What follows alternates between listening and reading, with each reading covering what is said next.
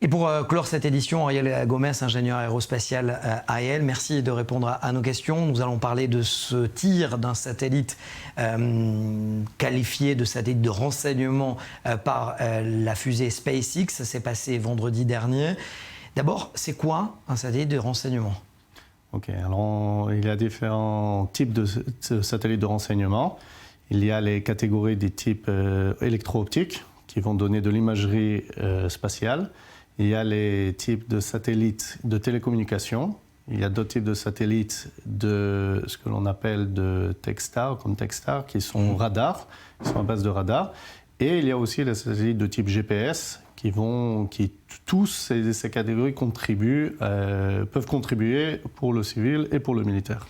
IAI, c'est-à-dire les industries aéronautiques israéliennes, ont déclaré que cela va permettre des opérations en toute discrétion et en protégeant les données. Est-ce que vous pouvez nous traduire dans des mots simples ce que cela signifie ?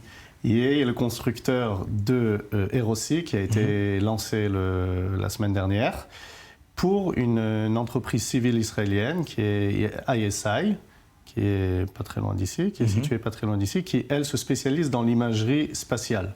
Maintenant, cette société est une société privée qui va donner des services au secteur privé, au secteur public et aussi à l'armée. Donc, quand on dit qu'une opération pourra être réalisée en toute discrétion, cela veut dire que le satellite est en connexion avec le sol ? Exactement. C'est-à-dire que le satellite va donner les informations nécessaires pour effectuer une opération, différents types d'opérations. Par exemple, on peut citer une des opérations, sans rentrer dans les détails pour des raisons de sécurité, les services des commandos utilisent ces services de renseignement, par exemple, pour établir des maquettes des bâtiments, pour savoir comment ils sont constitués de l'intérieur, qui ont été prises par exemple sur plusieurs années, qui voient le développement des infrastructures civiles et des bâtiments. Et comme ça, ils peuvent déjà connaître à l'avance à quoi ressemble l'intérieur d'un bâtiment. En temps réel ? C'est fait sont des clichés qui sont faits, pas vraiment en temps réel, qui sont faits sur certaines périodes, mais effectivement, ça va donner une très large gamme d'informations de tout genre qui sont utilisées. Par exemple, pour entrer dans un bâtiment, d'avance, ils vont savoir, ou jusqu'à une certaine précision, à quoi ressemble le bâtiment, quoi s'y attendre. Mais avec ce degré de précision, c'est-à-dire quel est le degré de précision justement ? On ne peut pas rentrer dans tous les détails pour des raisons de sécurité, mais par exemple, ce satellite Aerosea, qui est un des plus avancés, je dirais, au monde sur le domaine électro-optique, peut donner ce qui a été publié d'une manière sur les réseaux sociaux, et IAI a publié, peut arriver à 30 cm de précision, c'est-à-dire qu'on peut lire sur un panneau, on pourra lire sur un panneau, et surtout, c'est ce qui est fait par rapport au renseignement, de suivre des convois, savoir combien de véhicules participent à une convoi, quelles directions sont faits. Partout dans le monde. Voilà, exactement. Et ça, partout dans le monde. Et en toute discrétion. C'est-à-dire qu'il n'y a pas de frontière dans l'espace. Il peut bouger combien lui semble.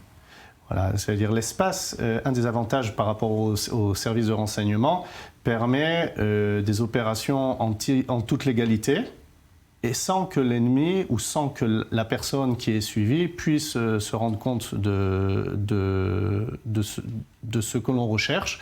Donc en fait, c'est pour ça qu'Israël investit tellement dans l'espace, ça donne une suprématie des pays qui ont des satellites dans l'espace. Qui va bénéficier de ces renseignements ? Est-ce que c'est uniquement Israël ou Israël peut éventuellement signer un accord de partenariat avec d'autres pays ?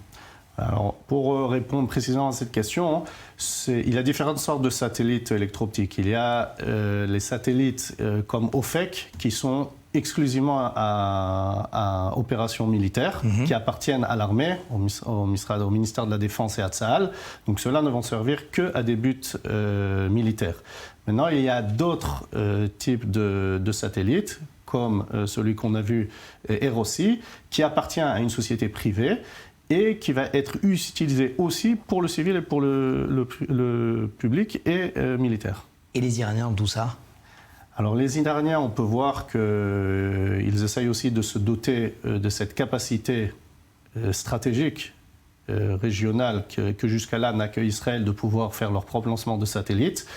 ce qui a été condamné il y a quelques semaines par les pays européens, qui ont très peur que cette recherche de pouvoir lancer des satellites va conduire en même temps à la recherche de développement de missiles balistiques.